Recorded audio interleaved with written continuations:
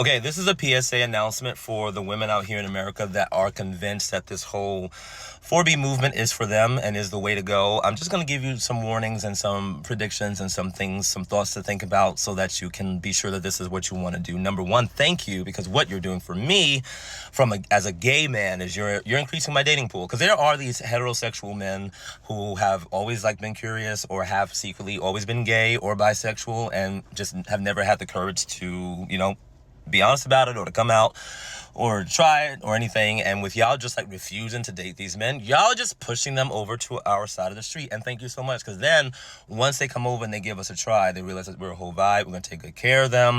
We're going to treat them like the kings that they are. We're going to be sure that we uphold them and approve of them being actually masculine and being men and showing up the way that men do. And then they're going to marry us. And then you're going to regret that, because you're going to realize that not all the men out here in these streets hate women, and that all the men out here that have voted for Trump hate women. And it'll be too late, because they will have married the normal gays who are showing them a good time. One.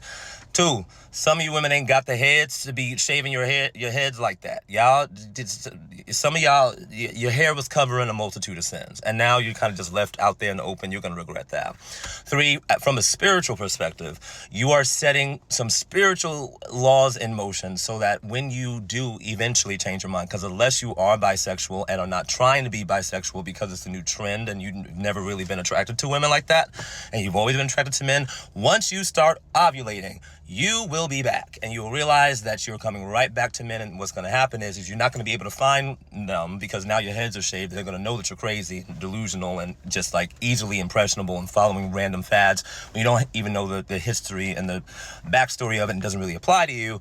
But if you do attract men, you will be attracting into your experience the most narcissistic, unhealthy, abusive men into your experience, because that is the energy that you have put out into the universe. Number four, if you are convinced that you're not going to get married and you're not going to have children and you're not going to conceive, you will regret that too. You're setting spiritual things in motion. And when you change your mind, because you will, it's going to be extremely hard, if not impossible, for you to actually conceive a child when you change your mind and decide that you want to, because you have set it in motion that you don't want it and that it's not going to serve a purpose. So the spirit realm and your body are going to listen to what you say well past the point that you mean it.